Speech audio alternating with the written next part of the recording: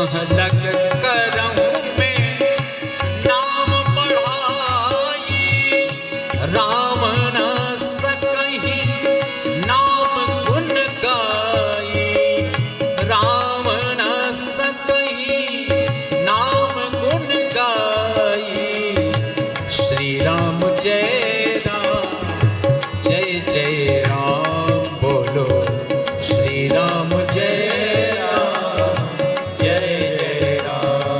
हो श्री राम जय राम जय जय राम बोलो, श्री राम जय राम जय जय राम। एक बार मैया लक्ष्मी ने भी वैकुंठ में पार्टी की, सभी देवियों को बुलाया, सभी देवियां आई। अब लक्ष्मी जब पार्टी करेंगी तो कितनी दिव्य पार्टी होगी, अंदाज लगाओ।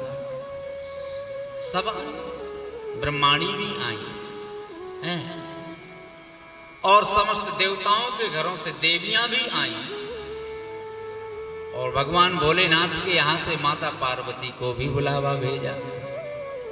अब मां पार्वती भी पहुंच गई। अब लक्ष्मी तो लक्ष्मी का वैभव तो लक्ष्मी का होता है, वैकुंठ में तो वैभव लक्ष्मी का देखते बनता है भाई। और सब देवियां सज धज करके चली आई, जैसे आज नंद महोत्सव में हमारी माताएं, हमारे भाई लोग, सब लोग सज धज के आ रहे ना हैं? तो सारी देवियां सज धज करके आई, और माता पार्वती जैसी कैलाश पर रहती हैं वैसी ही पहुंच गई। क्यों? क्योंकि भोलेनाथ तो कैलाश पर रहते हैं, एक झोपड़ी है, कुटिया है, पहाड़ों पर रहते हैं, स्वयं भस्म रमाते हैं, विभूति रमाते हैं। माता पार्वती भी कोई खास श्रृंगार वगैरह वहां कुछ प्राकृतिक कुछ वस्तु मिल जाए, पुष्प आदि गजरा वगैरह, तो उसको जरूर धारण कर लें, अन्यथा कोई ज्यादा हीरे मोती जवाहरात सोने चांदी का कोई काम नहीं है वहां पे। तो माता पार्वती अपना साधारण पोशाक पहन करके वैकुंठ में चली गई। अब जैसे ही पहुंची तो क्या होता है, माताओं का स्वभाव होता है एक दूसरे का श्रृंगार देखती हैं, निहारती हैं, इसने कौन सी साड़ी पहनी, फिर अपनी से मैच करती। कथा यहां चल रही है, मुझे सब मालूम है। आप लोग तो 10-20 में तो हजारों में बोल रहा हूं आज 20-22-25 सालों से, तो सब मुझे मालूम, मैंने बहुत ऐसी आंखों से देखे। 3 घंटे वो यही करती रहती, अपने कंधे पे नजर मारेंगे, अपनी साड़ी के किनार को देखेंगे, बॉर्डर को, अपने बॉर्डर को देखेंगे, बगल वाली की बॉर्डर को देखेंगे। 19 तो नहीं पड़ रहा है हमारा, और अगर 19 पड़ रहा होगा तो ऐसी जगह उठ करके बैठने का प्रयास करेंगी हैं कि औरों की नजर इसके अच्छे वाले बॉर्डर पे ना पड़ जाए।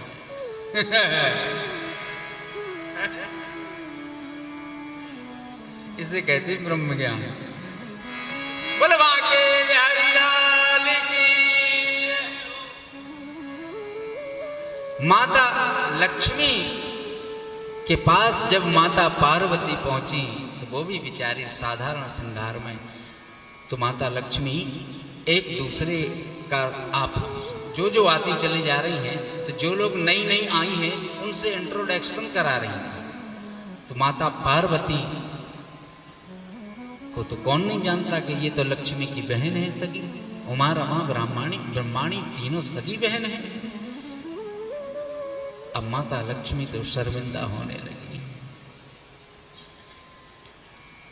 एक तरफ लक्ष्मी, दूसरी तरफ इंद्राणी, ऐसी ऐसी देवियां सज धज करके खड़ी हैं, और उन्हीं के बीच में जाके माता पार्वती खड़ी हो गई है। तो थोड़ा लज्जा आने लगी। देखो तो, और कुछ देवियां तो ऐसी हैं जो काना फूसी भी करने लगी। देखो, और कर लो भोलेनाथ से ब्याह है, हो रही है दुर्गति।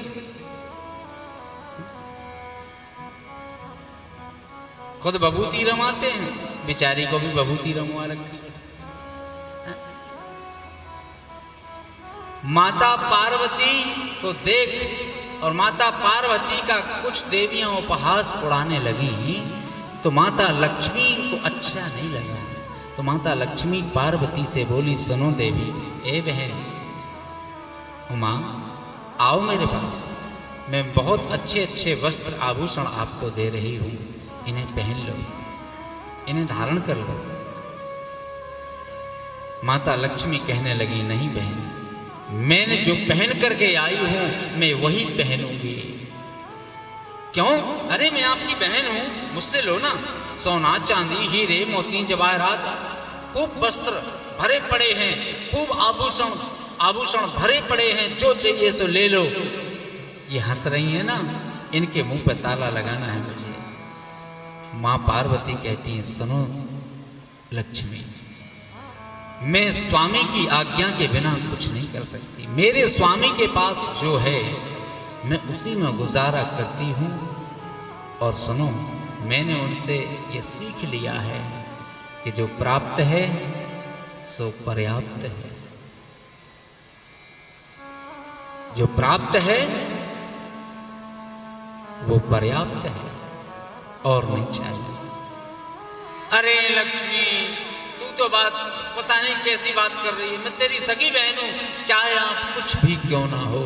एक बार मैं भगवान भोलेनाथ के विपरीत गई थी तो मुझे देह त्याग करना पड़ा था, है? एक बार मैंने भोलेनाथ की नहीं मानी थी, जब मैं सती के रूप में थी तो मुझे अपना देह त्याग करना पड़ा था। अब मैं गलती नहीं करूंगी। और अगर आपकी इतनी इच्छा है तो एक बार मैं अपने भोलेनाथ से आज्ञा ले आऊं,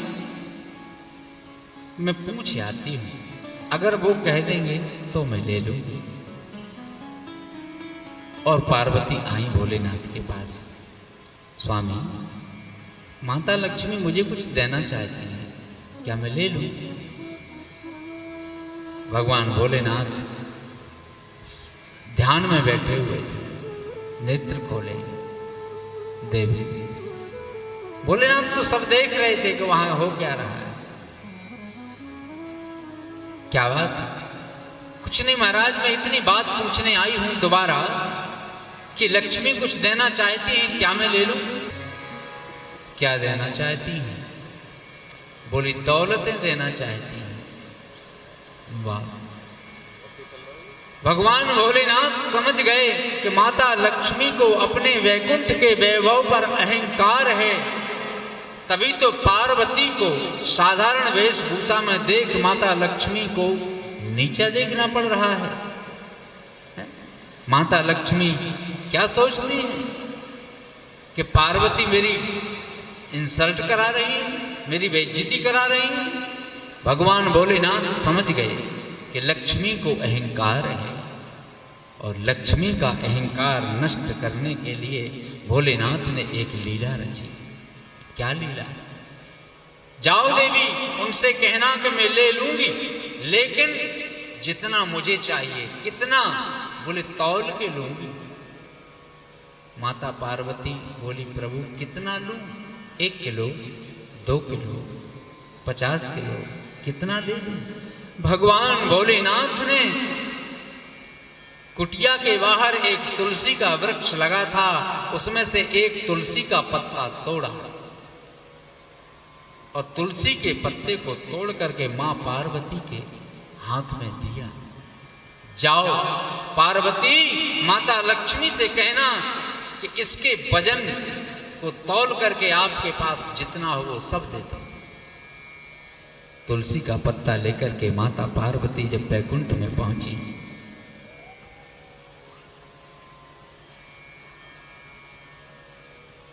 मां लक्ष्मी हंसने लगी।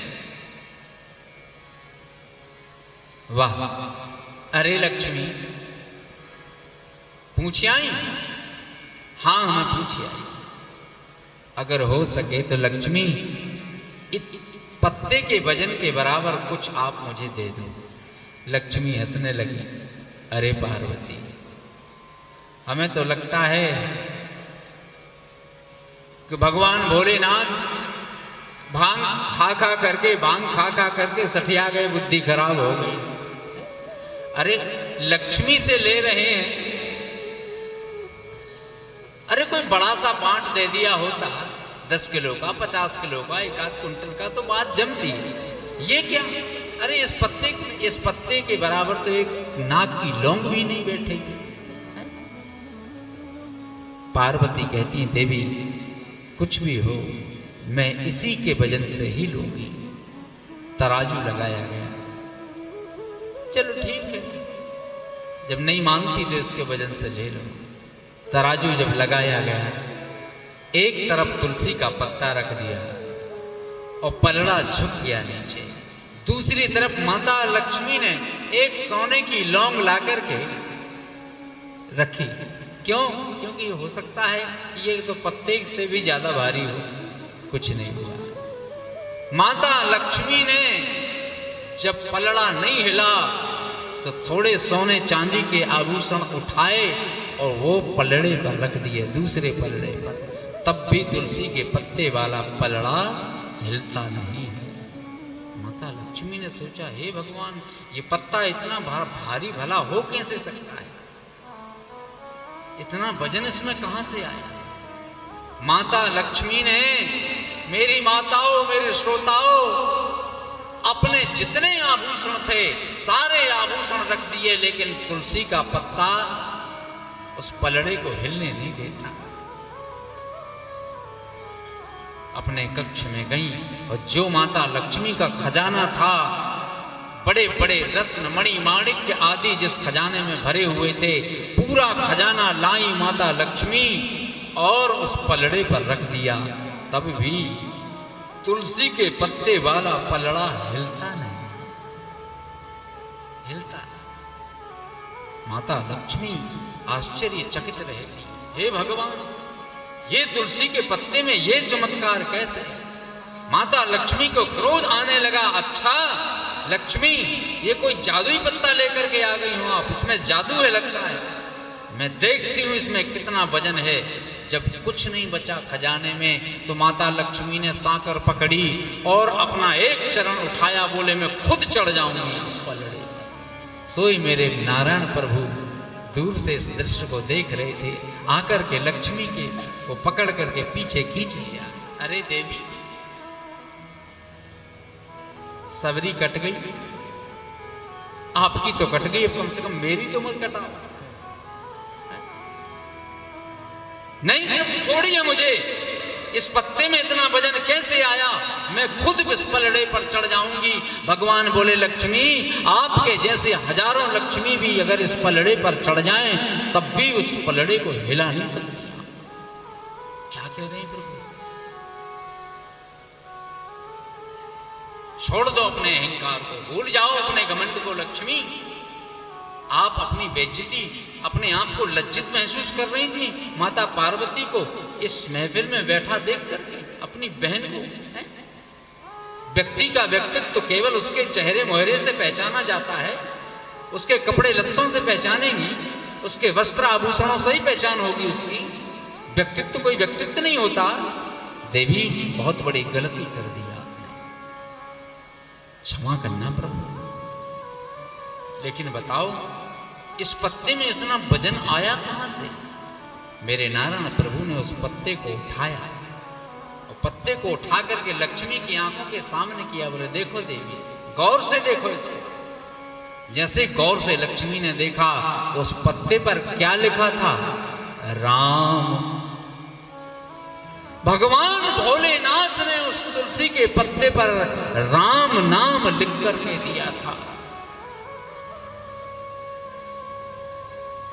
उस पत्ते पे लिखा था राम।